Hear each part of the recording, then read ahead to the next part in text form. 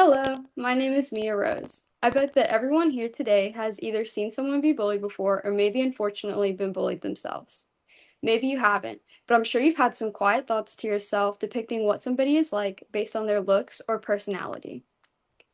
In middle school, my short hair and choice of clothes lets negative opinions about me to spread like a fire. Most of the world uses looks to define who you are and what you're worth, but looks can be deceiving. Don't allow society's definition of you to define who you are. Today, I will be giving you two examples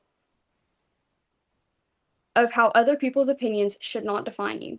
I will begin with Aesop's fable, The Ant and the Chrysalis, to demonstrate an instance of harmful words and deceiving looks. Then I will share a personal story connecting Aesop's fable moral to my middle school years. To start, I will be summarizing Aesop's fable, The Ant and the Chrysalis. This is because it's not commonly known, so I will be describing what exactly takes place in the Aesop's fable, The Ant and the Chrysalis.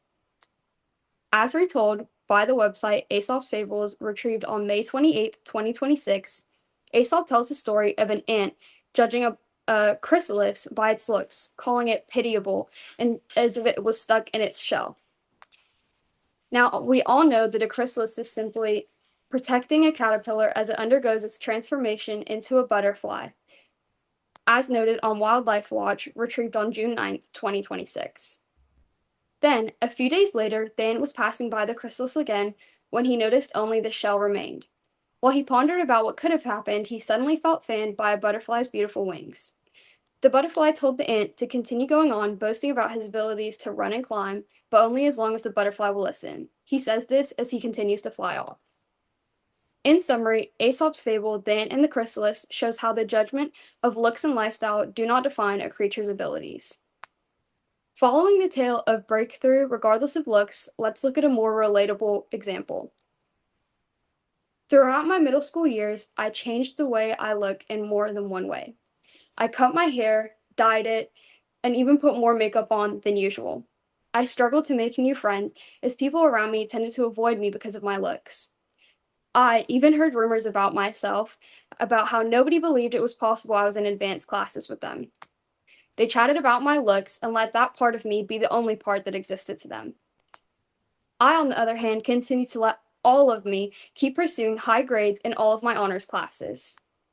Since then, I've changed my looks to that of an average high school girl. I've even gained friends along the way, but one thing still hasn't changed. I continue to get straight A's in all of my honors and advanced classes, including graduating early with multiple cords, while those who tried to box me into their opinions continue to move at a regular pace. What I learned from this experience was that you should not let other people's opinions about you dictate the way you are then as well as your growth into now. Though I'm not a butterfly, proving an ant wrong, my story holds a similar truth.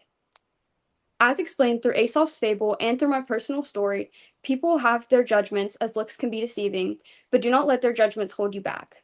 So, continue to prove them wrong and break outside of the boxes society tries to hold you in. Thank you. Are there any questions?